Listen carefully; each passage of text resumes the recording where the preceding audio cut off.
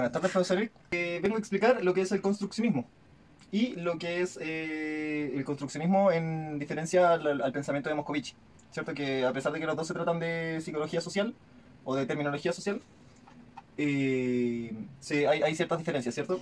El construccionismo plantea que la realidad se va construyendo pero de forma colectiva. ¿Qué quiere decir esto? Que nosotros mediante los juegos de lenguaje, que también los plantea, vamos construyendo la realidad. Según lo que nosotros, el conocimiento general que se crea, es lo que nosotros identificamos como la realidad. Una realidad colectiva, ¿cierto? También plantea que la realidad social se traspasa de una generación a otra. ¿Qué quiere decir esto? La realidad que nosotros tenemos hoy por hoy es la que nosotros le vamos dejando a las personas que vayan habitando la Tierra en un futuro. Por eso mismo la realidad social va cambiando, ¿cierto? El construccionismo afirma que el significado y el valor de las cosas no son intrínsecas a ellas, sino que nos se los damos nosotros. ¿Qué quiere decir esto? Que nosotros, si nosotros no dijésemos que es una pizarra, nosotros no sabríamos qué es una pizarra. Nosotros le vamos dando la connotación a las cosas, nosotros le vamos dando el sentimiento y un objetivo a las cosas. El construccionismo social nos da una explicación sobre lo que se conoce como paradigma. Esto con los juegos de lenguaje, los cuales postulan que mediante las palabras y el uso del lenguaje se crean realidades, lo que le conversaba recién. Los juegos de lenguaje son, según mi entendimiento, el conocimiento general establecido por las palabras. Como seres humanos estamos inmersos en una sociedad que se rige por juegos de lenguaje. Así es como las personas crean la sociedad y la sociedad crea a las personas. También postula que todo conocimiento tiene un respaldo histórico y cultural. De esto se toma para incluir la subjetividad del conocimiento. Recuerda la percepción personal humana regida por la historia de la persona y su predisposición frente a diversos temas. ¿Qué quiere decir esto? Que no todas las personas vamos a entender las mismas cosas sobre los mismos objetos. Porque está la percepción personal, la cual se ha creado a partir de nuestra historia como sujetos. Esto, que a través del lenguaje usado, en la interacción social cotidiana, se construye la sociedad y se convierte en una realidad objetiva. Quiere decir esto que a pesar de que nosotros tengamos la percepción de las cosas, se llega a términos generales o a términos objetivos mediante la realidad general. ¿Qué quiere decir esto?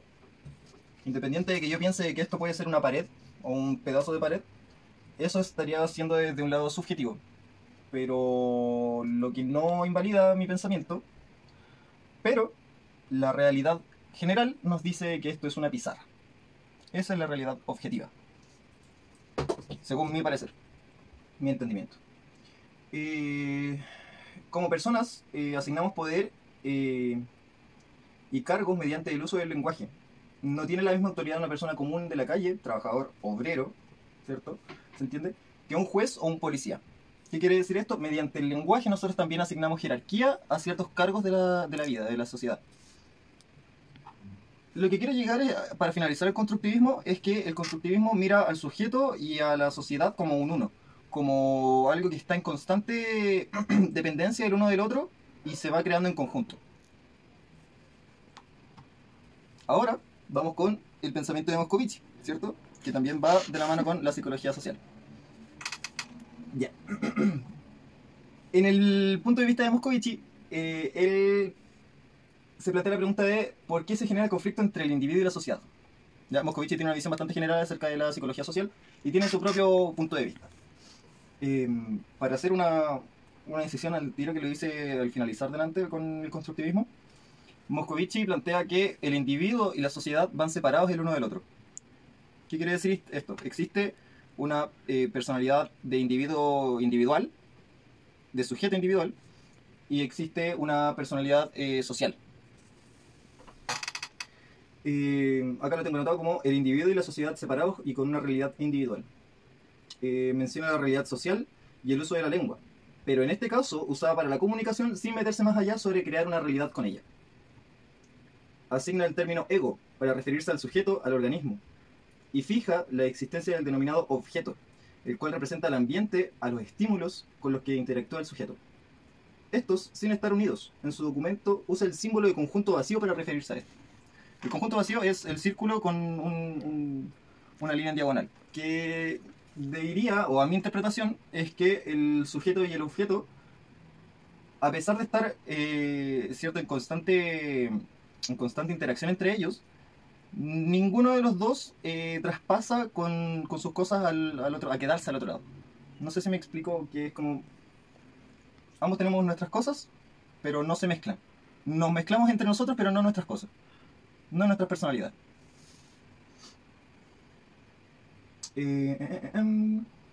Asigna el término ego para referirse al sujeto. Eso ya lo dijimos.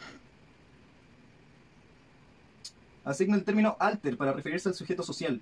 ¿Qué quiere decir esto? Hay dos tipos de alter. Puede ser alter solo o alter ego.